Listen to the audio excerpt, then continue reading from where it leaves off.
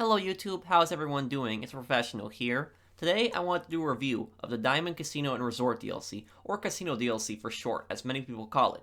I will be honest with you guys, this DLC has some problems, nowhere near as bad as Arena Wars for instance, and has a lot of good things with it as well. I asked people in a poll about a week ago what they thought of this new DLC. A little more than half like it, about 35% think it's average, and 10% really don't like it. Me personally, I like the DLC. Most of us can agree it's much better than Arena Wars. I'm going to cover what I think this DLC did right and what it did wrong. A lot of it is my opinion, feel free to disagree with me, but this is my position. Now, let's get started. So starting off with the Casino DLC, the biggest feature and most notable one is the Diamond Casino and Resort property. The casino had a huge makeover. The outside and roof are completely different. Inside, you have a whole new property. You first meet Tom, who introduces you to the casino and all the games. Then, you can either start playing the games or buy your penthouse. I bought my penthouse first. I advise you to do this first, as you can buy 50,000 chips versus 20,000 if you don't own one.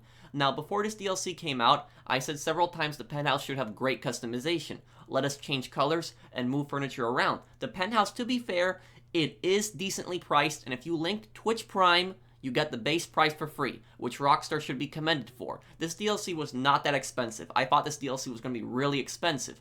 But in regards to customization, like I said before, the customization, it's not that good. There is one wall pattern that you can buy, but almost everyone's penthouse is going to look identical. If your friend invites you to his penthouse, your penthouse and his penthouse are going to look almost exactly the same. You have decorations that you can place around, which are nice, but I wish that we could change things, like the colors and the furniture. Let us move furniture around. Let's change the colors of the walls. Let's change the colors of the floor. It's just a little disappointed that the customization wasn't that great. I really was hoping the customization would be better. Now, in terms of the penthouse itself, you have several rooms. You have the master bedroom, which is your room, and then you have the guest room, where your friends can change their clothes, but they can't really do more than that. There is a theater room, but almost no one is going to use it, because it plays the same movies in the theaters, and almost everyone has already seen them. The most disappointing room in the penthouse is the office. I got really excited when I saw pictures of the office in the newswire, because I thought we would be able to run businesses from here. Source crates, top range cars. It would be another office for us. I thought that because it was the same office. It's the same computer, I should say, that is in the CEO office. It's the exact same one.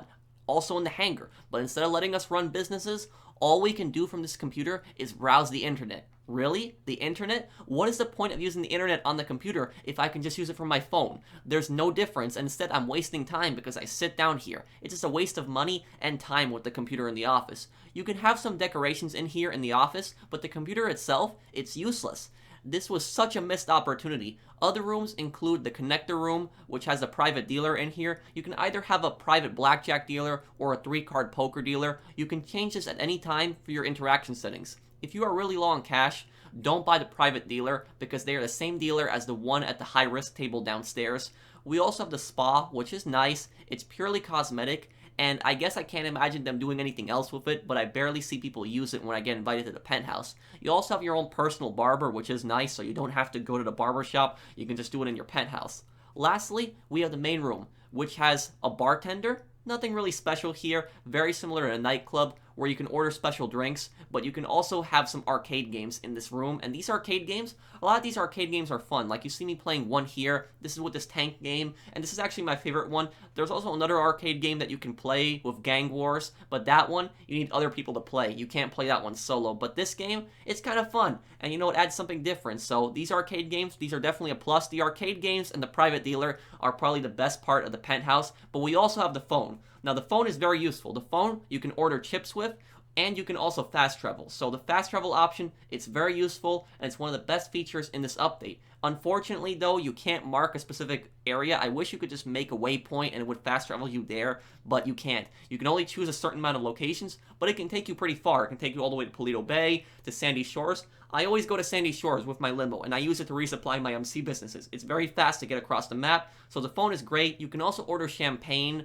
but champagne doesn't really do much. It's just cosmetic, and then you can throw a private party where you invite a bunch of NPCs. It costs $20,000, but the private party, you're going to do it maybe once or twice, and then you're not going to do it anymore. It just doesn't really add anything different. You see some NPCs partying around, but other than that, it doesn't really do much.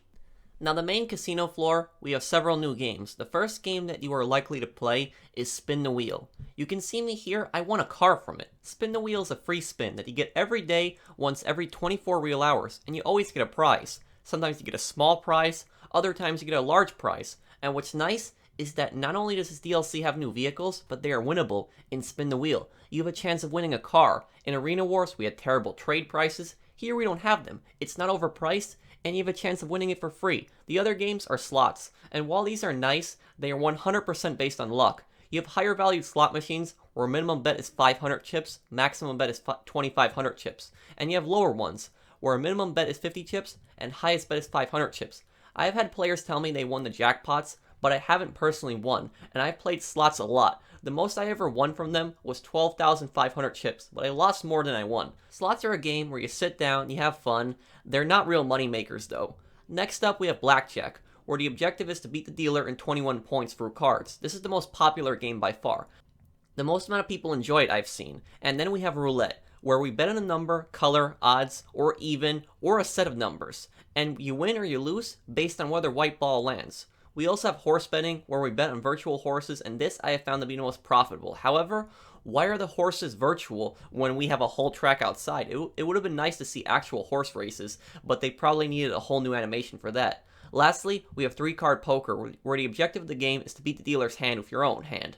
And you can ante in a bet, or a pair plus a separate bet. You can choose to fold with antes or increase them depending on your cards. These games are all fun, and this is the best part of the update. However, for some people, I can completely understand why some of them say it sucks. They say it sucks because they are unable to gamble, and that's what makes this the most controversial GTA Online update. There are over 50 countries where players cannot gamble. That's right, there are so many places in the world where players are unable to gamble, and I have these countries on the screen right now.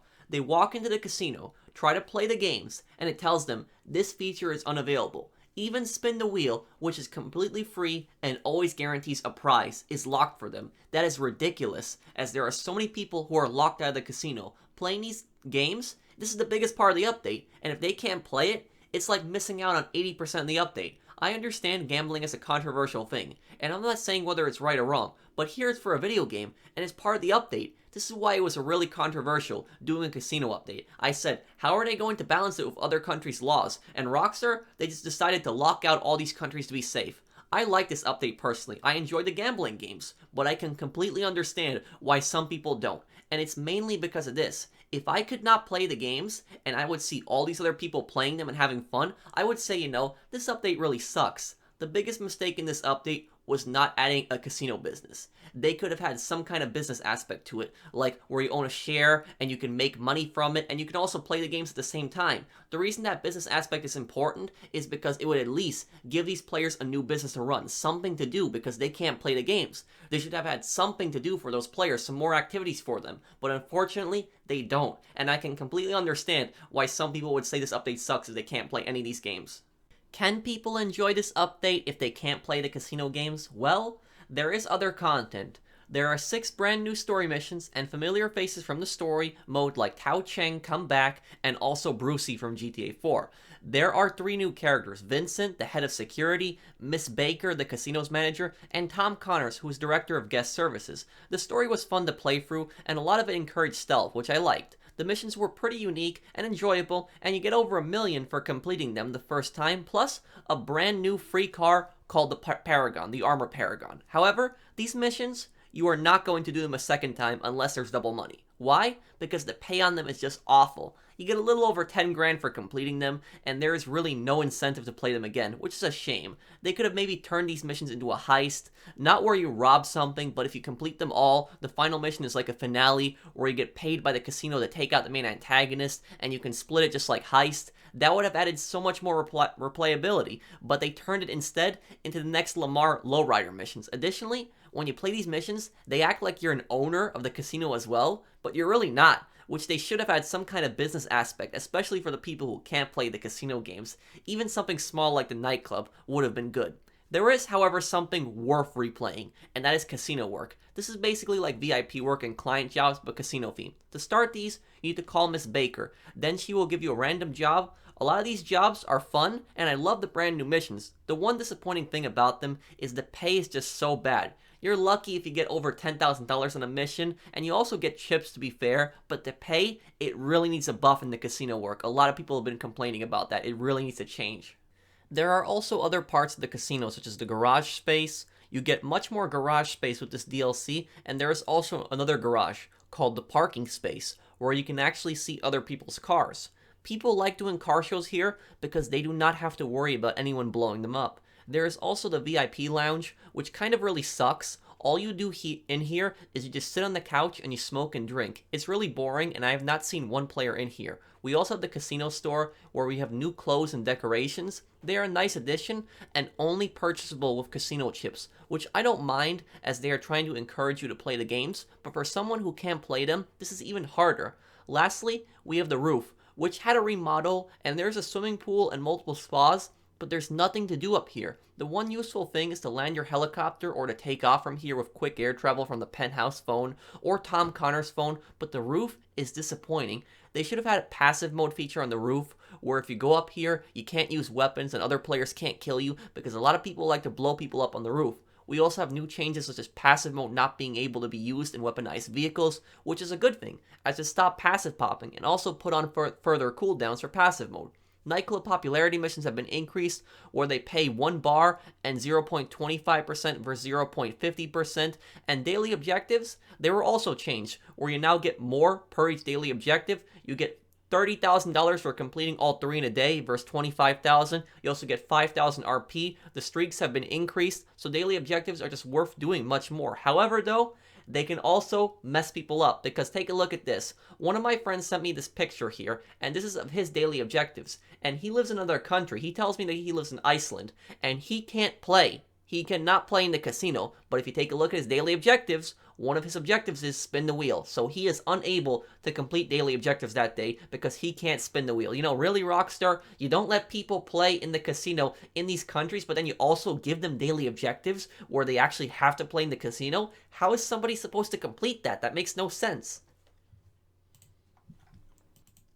And here we are at the end of the review, and we have the pros and the cons. And the pros are, we have a brand new property, the Diamond Casino and Resort. We have the Penthouse, we have the casino itself of all these games, just like I have that down there below. We have a brand new story. I like doing the story missions, 6 missions, but again, remember, there's not really much of a point in playing the missions again. And then we have casino work, which casino work, you do have a lot of replayability there. You can keep playing those. There's a bunch of different ones, like VIP work and client jobs, so casino work is definitely a plus there. The DLC is not overpriced. Rockstar learned their lesson from Arena Wars, so they didn't pull in Arena Wars here with the trade prices. It's not overpriced. It's fairly priced. You're not going to go broke buying things in the casino DLC. And we have new cars, clothes, we have decorations.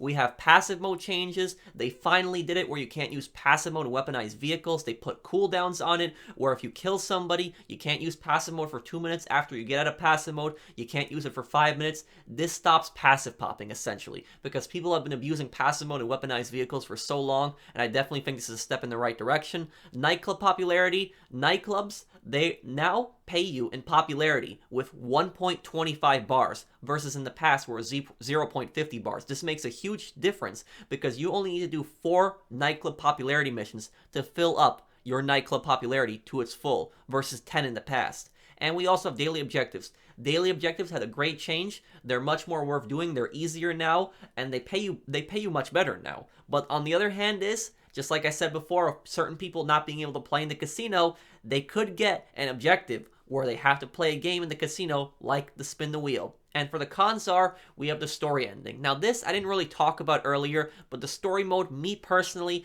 and it's one of the things I just didn't like. I like the story, but the ending of the story, the final cutscene, something happens in it. I don't want to spoil it, but there's one character that a lot of people liked, and something happens to him at the end, and I just didn't like it. So I didn't like what they did with that at the end.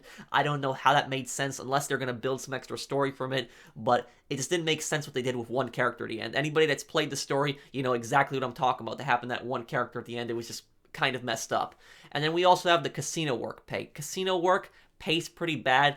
The casino work is fun. It's great. All it basically needs is just a pay increase, Rockstar. That's all it needs, and the casino work is great. And a lot of people are going to keep doing it. And another con is many people can't play the casino. So there's over 50-something countries where people can't play, and that's essentially 80% of the update if they can't play these games, which I could fully understand why those people are very frustrated with this update. And another con is there's no new business here, which we haven't had a new business in this game for over a year. Last time we got a business was with the nightclub business, and the reason I'm stressing a business so much, not for me, but for people who can't play in the casino. So people that can't play in the casino, they should have had some kind of business. They should have had that so that at least they can do that. But if they can just walk in the casino and just see so many people play, that's gonna make them feel really bad. So they should have had something for those players. And another con is the penthouse customization. While we have the decorations, I do like what you did with the decorations there, Rockstar. It was good there, but the penthouses, they just needed more customization. If you ever had mansions in the future, Rockstar, please, if you had mansions, give us good customization. Let us change the colors in the walls. Let us move furniture around. Let us do stuff like that. Good customization. I mean, look at Saints Row 2. Saints Row 2 had pretty good customization in the penthouses. And I mean, even the Scarface game from 2006, that game had really good mansion customization. It was the best mansion customization that I've ever seen. And that's a game from 2006. So if these games can do it back then, you can definitely do it, Rockstar. And as the final verdict for this DLC, I'm going to give this DLC an 8 out of 10. It's a great DLC. It's much better than Arena Wars. The reason that it's not getting a full 10 out of 10 is because the story ending, it's just what they did with that, I didn't like it. And the penthouse customization, those were the biggest things there, with no business also as well. So the fact that a lot of people can't play, I mean, I kind of get it because it's their country's laws, but that's disappointing. The penthouse customization could have been better, and, you know, they could have had some kind of business aspect to it. But 8 out of 10, this is a great update. I definitely think it's a step in the right direction. They added something different, gambling. I do think it's good, and I think a lot of people are going to keep playing in the casino for years to come, and I hope they add more to the casino as well. I would like to see some more stuff added to it. So I hope that you guys enjoyed this review. Let me know, what do you think of this DLC down below? I hope you guys enjoyed this review. If you did, drop a like. If you're new to my channel, enjoy my content, subscribe, and I'll see you guys in the next one. Take care, everyone.